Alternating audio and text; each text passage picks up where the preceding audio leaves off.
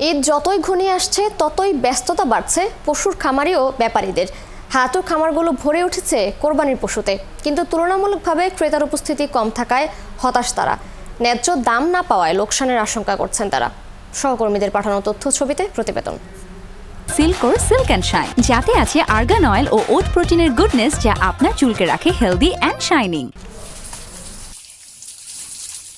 বিশাল দেহি হিরো ও ভিলেন নামে দুটি গরু নিয়ে বিপাকে পড়েছেন গাইবান্ধার শহীদুল ইসলাম। কুরবানি ঈদে বিক্রির জন্য গরু দুটি লালন পালন করেছেন তিনি।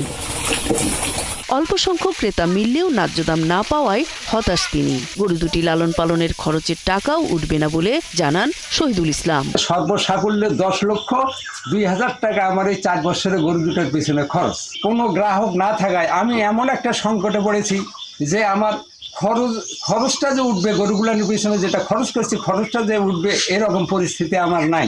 তবে গরু দুটি বিক্রির জন্য অনলাইনে প্রচার ও পাইকারদের সাথে যোগাযোগ করা হচ্ছে বলে জানান জেলা প্রাণী সম্পদ বিভাগ। আমি আশা করি যে ওই গরু দুটো বিক্রি হয়ে যাবে। আমার এখানে দুশ্চিন্তার কারণ আমি দেখতেছি না।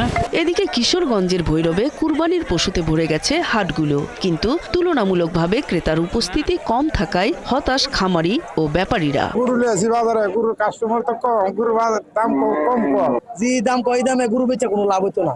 বেশি একটা লাভবান হয়ে গেছে না, খাওয়ানোর হয়তো দাম হয়। আর ক্রেতারা বলছেন বিক্রেতারা অতিরিক্ত দাম হাঁকায় পশু কিনতে পারছেন না তারা। গরুর দাম এবার কিছুটা সস্তা হওয়ার কথা, তা আসলে ওই রকম আমরা দেখছি না আর কি। 2.10 চাইতেছে, আমি 1.65 কইছি।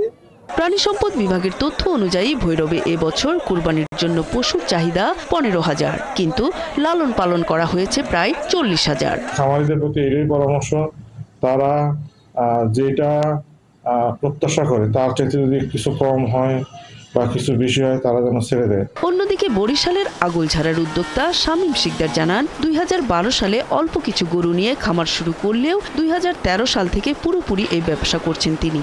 তবে এবার আশানুরূপ ক্রেতা না থাকায় লোকসানের আশঙ্কা করছেন তিনিও। আমার এখানে 300+ গরু আছে।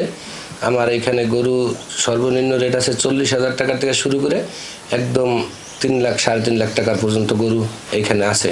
শরীয়তপুরের খামারগুলোতেও পর্যাপ্ত গরু রয়েছে। খামারিদের দাবি ভারতীয় গরু যেন এবার আমদানি না হয়। আমরা এখানে দেশীয়ভাবে ভুট্টা, সাইলেজ, দেশি ঘাস আর যে খড়, এইসব দিয়ে আমরা গরু আসলে লালন করছি, এবং মানুষের খাদ্য হিসেবে আমাদের যে গরুগুলো আছে তাদের যে মাংস অনেক নিরাপদ। অন্যান্য বছর দেশের বিভিন্ন জায়গা থেকে ব্যাপারীরা এসে গরু কিনে নিয়ে গেলেও এবার সেই ব্যাপারীদের উপস্থিতি একেবারেই কম। তাই খামার ও হাটে পশুর সরবরাহ থাকলেও তেমন বেচাকেনা নেই।